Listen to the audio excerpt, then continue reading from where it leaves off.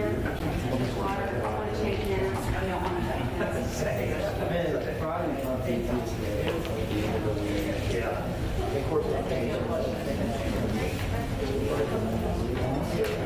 like it's sparkly. They come with people. Hi, Larry. Hey, Larry. Good to see you, man. Good to see you. Always up. You doing okay? And I understand. I totally get it. Your phone speaks a lot from Jamie King here. I'm sure it is. But I would be busy listening to y'all. So I will put you like a mask. Wearing it crossed. You're good. That's right. Just to make up for the last minute and this was the only room. Yes, very good idea.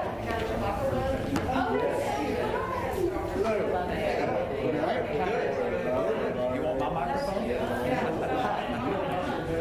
Bradley told me I need to get rid of that.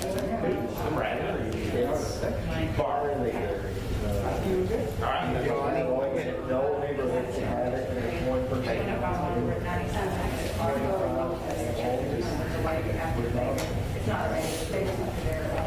Good morning. Got everything in there? I think so. Oh, yeah. How are you? Sir, when I saw you, your turn. I was in the middle of a consultation with Mom for your eyes. I probably should have walked about.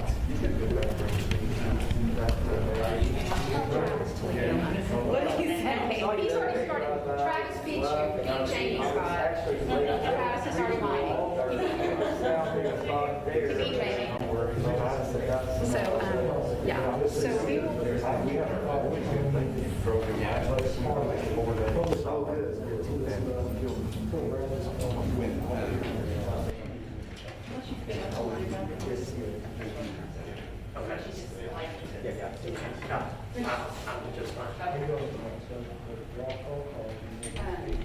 If it's not clear what it's done, because our tax clerk won't be able to transfer away.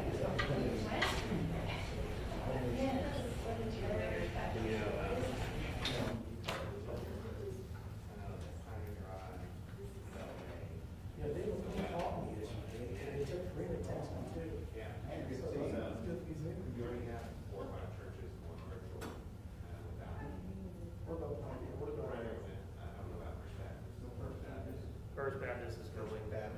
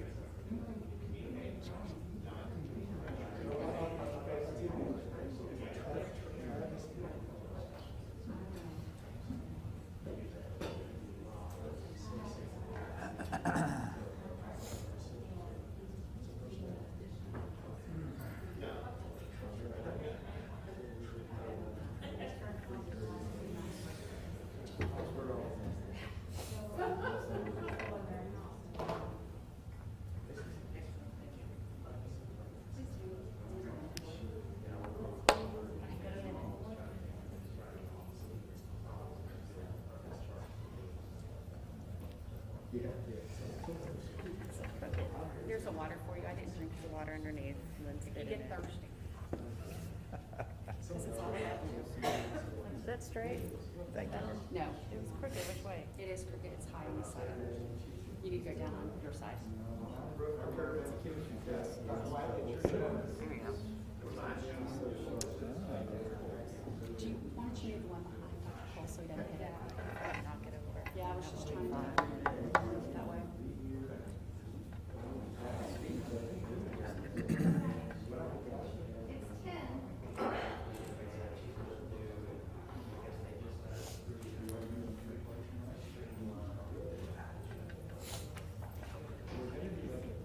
Oh, I have to take off my mask.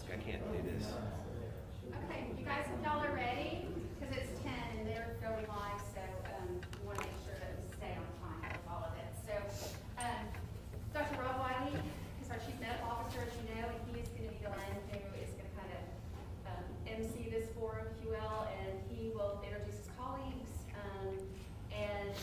They're going to say very brief statements, kind of their perspectives and some things that they wanted to say. And then when we're all done with that, we'll open up to questions. So you guys can get what you need, okay? So we're ready. Very good. Welcome. A good friend of mine recently told me that anybody who decides to live in West Texas is not a fragile person. And in addition, she told me that somebody who lives here has a certain level of commitment that often extends beyond understanding. We are a very proud community who has a distinct characteristic of wanting to care for one another. The letter that was sent yesterday was a letter that was addressed to our community leaders. Who are our community leaders? Our community leaders are our business people, our business owners, our pastors, our physicians, our hospitals. Anybody who is within this community has the ability to be a leader. Our city council, our mayor, our manager, all community leaders, people who have been part of this team, part of this communication, who have been very helpful, and we have worked hard in a collaborative effort to address this COVID.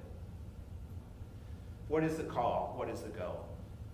Well, our goal is obviously to protect lives and at the same time to protect our community. That is our goal. Presently, in Abilene, we have close to 2,400 active cases. Of those, 7% will end up in our hospital in the next 2 weeks. That puts us around a number of 160.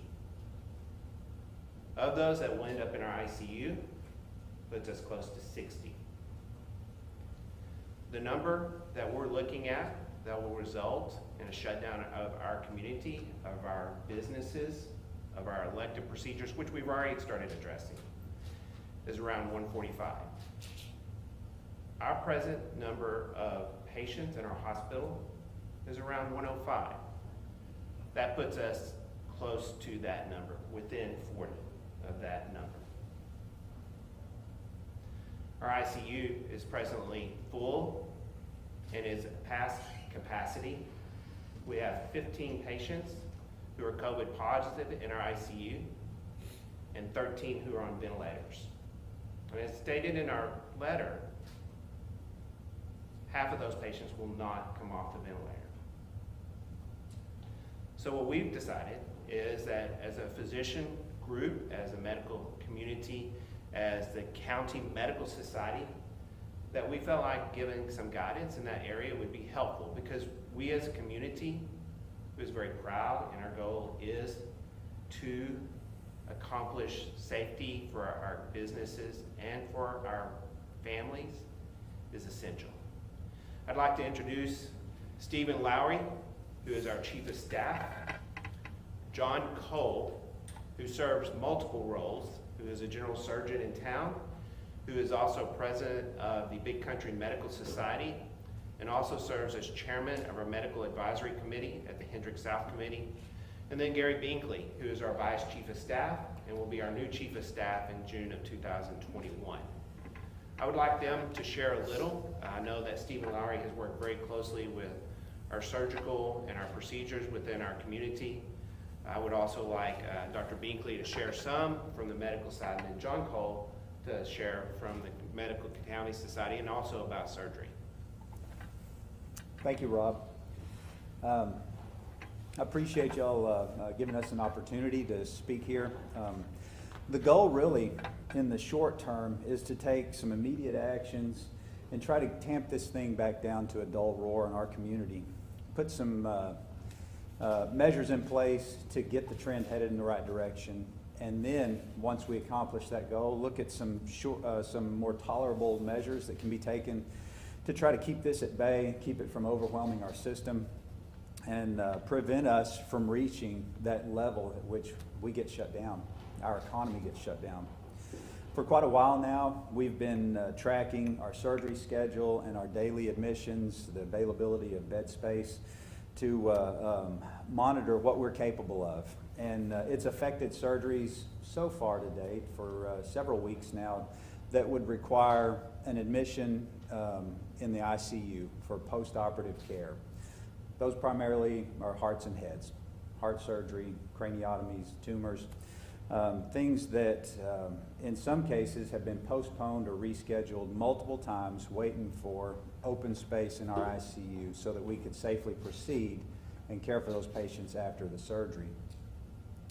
But this past week and a half, we've seen a change in our numbers of COVID admissions go from a slow rise to an exponential surge.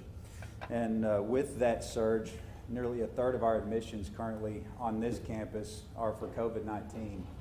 And when you put a burden like that on the system, then add to that the constant volume we see for things such as heart attacks, strokes, pneumonia, non-COVID related pneumonia, things that we deal with on a routine basis. It begins to place certain restrictions on other services that we provide here in the hospital. Things like elective procedures. And when I say elective procedures, I'm talking about some surgeries for cancer, orthopedic and spine cases, hernia repairs, routine surgeries that would require admission to a bed after the surgery, and not just a critical care ICU bed, but a regular bed. And whenever you start losing that space, then you have to compensate somewhere. And that compensation, unfortunately, is on elective or less urgent procedures.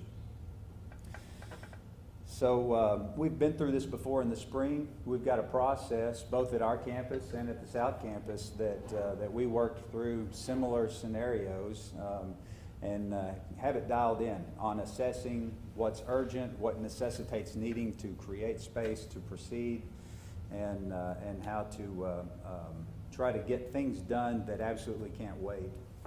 And we find ourselves in that spot again today. But the limitation isn't simply rooms. It's also having qualified personnel to staff those rooms and take care of those patients in a manner that is needed in order to do it safely. And as the numbers grow in our hospital for COVID admissions, we're utilizing folks that are qualified to take care of them from other areas, and that just decreases the service lines in the areas that they're taken from. For instance, if a nurse from our recovery room is taken from the recovery room and used to take care of ICU patients, that means there's less volume available to go through the PACU, the recovery room, and therefore we have to scale back on these elective procedures. I appreciate again the time, and I really appreciate the community leaders who've reached out and are taking efforts to try to stem the tide for us. I'll say one other thing about our ICU capacity that continues to be our biggest bottleneck, and in the month of October, we declined 59 ICU transfers because we simply don't have the space. So far in November, we've declined 102 transfers, and that's from small community hospitals in our region as well as hospitals from around the state. And it's not a problem just locally. As you all have probably heard, it's a statewide issue right now, and it's not getting any better. All right, thanks, Stephen. Again, I'm John Cole. I'll speak first from the Big Country County Medical Society perspective, the president of that group. That's 300 physicians in the area, and that's not just Abilene. That's Taylor County, Jones County, Haskell, and Callahan County. Nearly 300 physicians, and like Stephen said, especially some of our smaller communities that typically will send to Abilene for ICU care, for a higher level of care. The physicians in our group that are in the smaller communities, they are having to find alternative places to send these patients. We're talking down to over to the Metroplex, down to Corpus Christi, other areas that we need to be taken care of, but we just don't have the capacity. The County Medical Society continues to help provide PPE for physicians both in the hospital but also in the private practices. We're still the main distribution hub there. We're still working with physicians in that aspect. But from the hospital side, we're coming to that breaking point, and I think that's kind of the message we're trying to get out to the community is we need the help of Abilene, but the surrounding communities to take measures to try to prevent the spread, just because we're running out of space to do that. On the Hendrick South campus, one of the great things about the recent merger is we've been able to add beds. We have rooms, our previous company they downsized us instead of increased it. And since the merger, the acquisition, they've increased beds, they brought in new beds. We're using rooms that haven't been used in the past 3 or 4 years, but even those rooms are starting to be at capacity. Our ICU, the COVID ICU is full. Our ICU, COVID floor is full on the South Campus, and we're in the same position. And so we're just trying to get the word out that we need the community to take steps, the individuals to take steps and be accountable for that. That's all from my standpoint here. Sure. My name is Gary Binkley. I'm an internal medicine physician. I'm the Vice Chief of Staff here at Hendrick Medical Center. And I chair a committee. It's a subcommittee for the medical care of these patients. And what we see a lot of times is a lot of us, pretty much all of us on some level have known patients or family members, friends, neighbors that have had this illness.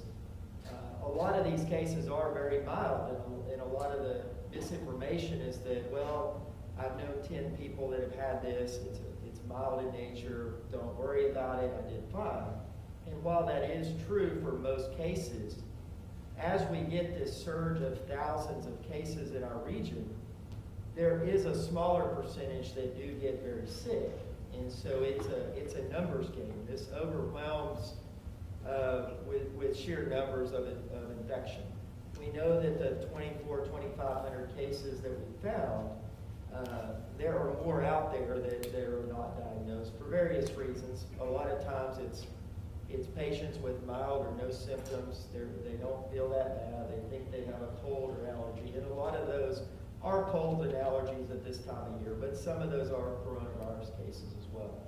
And so when we get together and people feel well or they're not febrile, that is where a lot of this transmission is occurring, is in these milder cases. And eventually that does spread to somebody who ends up in our hospital as the numbers rise. About 5 to 7% of the ones we're finding end up in our facilities.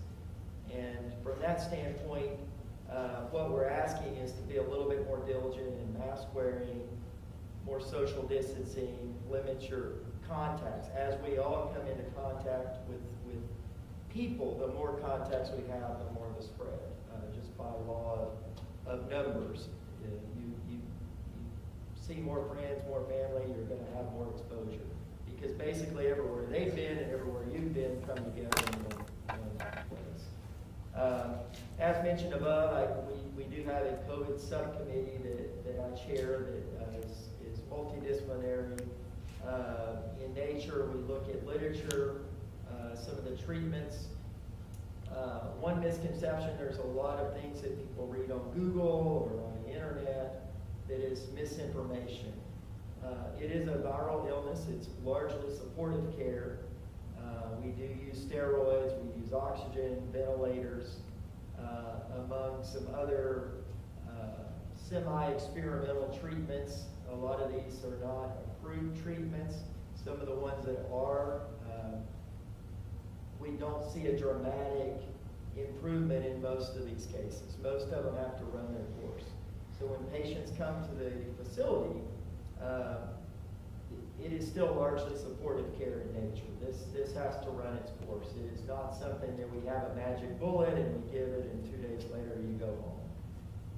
So again, a lot of misinformation. We review that data ongoing.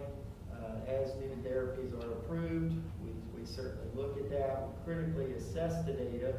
A lot of reports where people get better is not validated. For instance, a lot of people get Z-Paks for respiratory infections and they feel better the next day, whereas most of those are viral illnesses that will improve with or without that treatment. And so anecdotally, people will say, well, my neighbor took this and it worked. And a lot of times those illnesses will get better on their own. So make no mistake, we don't have a magic bullet in our arsenal to treat this.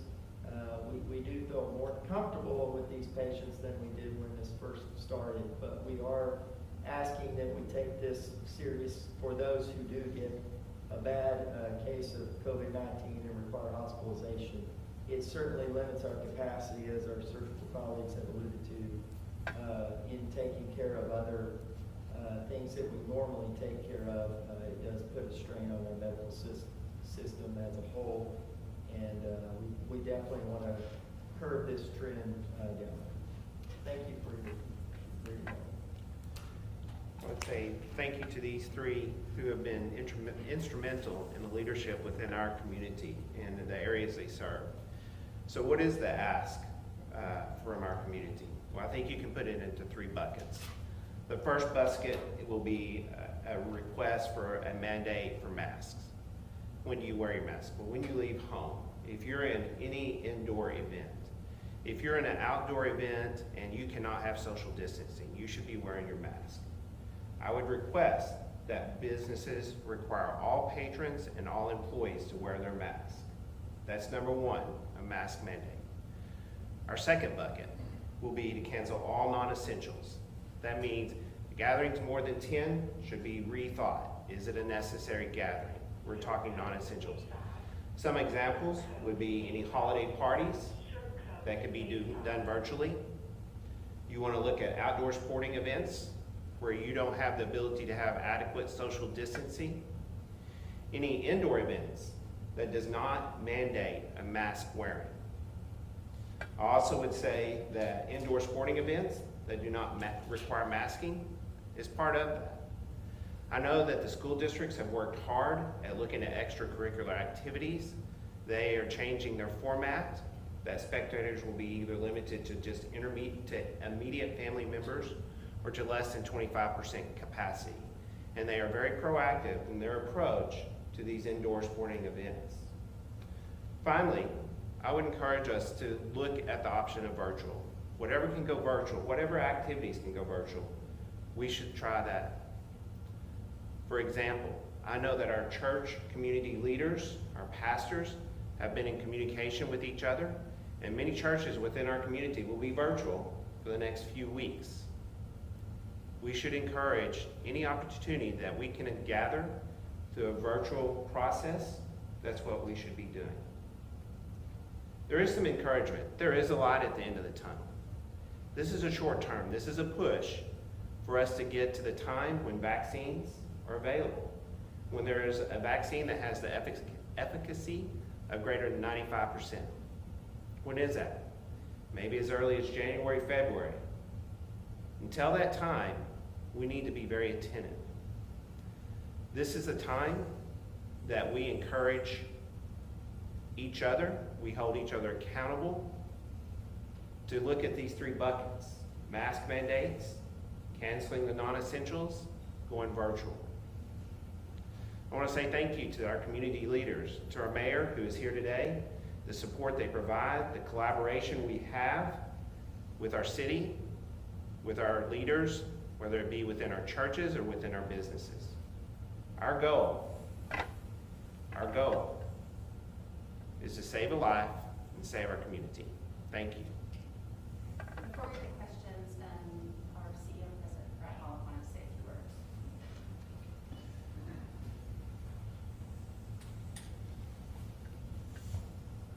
I'd just like the opportunity to thank the medical staff and the caregivers at Hendrick Health and those other providers in our community. This has been a challenging time for the medical community. They're tired. They have been living out the recommendations that we've asked everyone else for social accountability to experience and to be a part of. We've canceled our events. We're not attending these events because we expect the social accountability of ourselves as we would if we're asking for the community. And everyone's a leader. This isn't targeted to any one group. This push isn't targeted towards anybody necessarily in Abilene, because this is a regional need. Our TSAD that the governor looks at for business occupancy rollbacks and the closure of bars is bigger than Abilene, Texas. It's bigger than Taylor County. But you can play your own individual part in saving a life, in saving our economy. Because I assure you, if you're a bar owner or a restaurant owner, you do believe that is saving our economy. And we are supportive of our local businesses. And what we're asking for you to do is help the medical community as well as helping your neighbor. And we're open for questions. Thank you. Who wants to start? Okay, Janika. All right, so you guys said the ICU beds are full. What happens if somebody comes in, has a heart attack, and needs an ICU bed?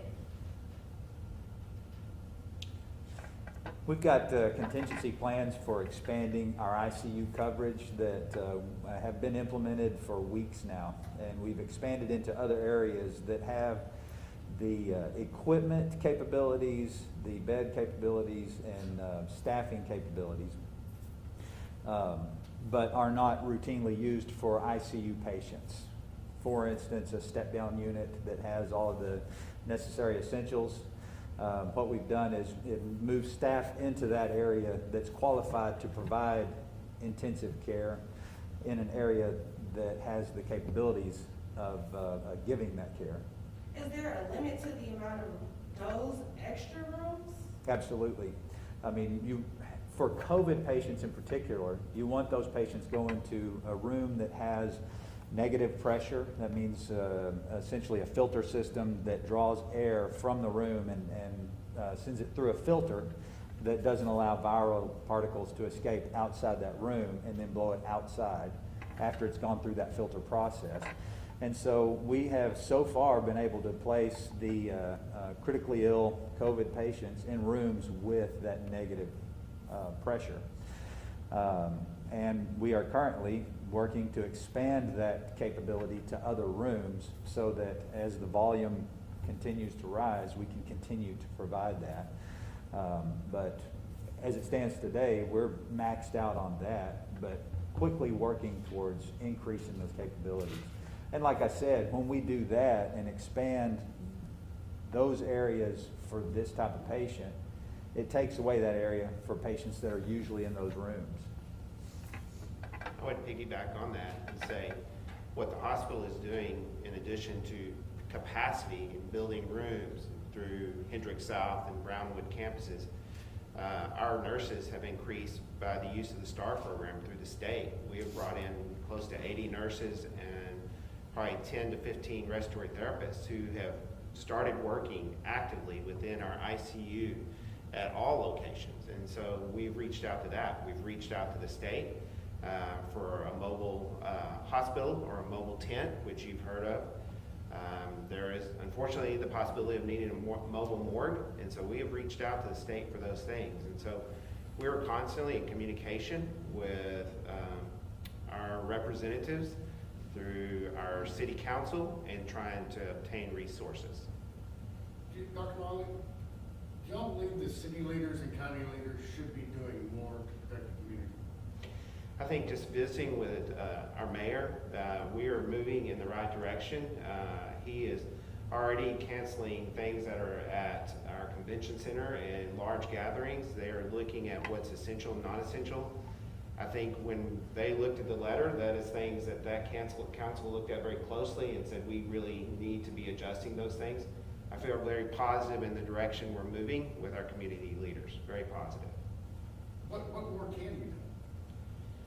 I think the big change for us is really looking at the essentials and non-essentials and then mandating that mask. And I know that's hard because in a state that we don't mandate masks by our governor, it is a step that we just have to strongly encourage our businesses, our employees, our patrons. You've got to wear a mask when you're in public around other people. You need to avoid the non-essentials. We all want to have Thanksgiving. We all want to have Christmas. Do we need to do it with large gatherings, or can we do it with our immediate families? We, as a family, my family, we usually have 20 to 30 people. We've reached out to all of them and said, this year, let's do a little FaceTime. And so we've asked them not to travel into our community, and we've asked them to stay home. I don't want to expose them unnecessarily, and I don't want that to be a part of it. It is a sacrifice. This time of year is so important for our relationships. This is a time we have those opportunities, but we're going to need to evaluate how we do our holiday parties, our non-essential gatherings, Christmas, Thanksgiving, New Year's Eve, which is always a great time for young people to get together. We're hearing a lot about the vaccines, 95% effective, and they're getting them ready, you can ship them out, Do you think that gives people a false sense, oh, there's a vaccine on the horizon, I can do whatever? Do you think that gives people a false sense because they're discussing there's vaccines available? Hopefully the message we're sending is that's the light at the end of the tunnel, and there's this time that we need to be very concerted effort on what we're doing. We need to be concrete in what we're doing. Those vaccines, when they become available, will be initially available to our vulnerable population and to healthcare workers. Hendrick is a part of the program. We will be part that will help distribute and give those vaccines. So will we have enough? Go ahead. No, will we have enough vaccines for everybody in Abilene, Texas initially? No, you're going to have a focused population, but that will change. Okay, Laura, I'll let you go. Dr. Binkley, you were talking about misinformation earlier. Can you address this ongoing comment about this is just a little bit worse than the flu? So that's a great question. Again, for most people, it is. It's a numbers game. And so if you get 2, 3, 4, 5,000 people in the community affected, even at 5%, 5% of 2,000 people is 100 people. And so that's where where most people know the milder cases because those are overwhelmingly what's most common. As more and more people get exposed, smaller percentage of those will end up in a hospital.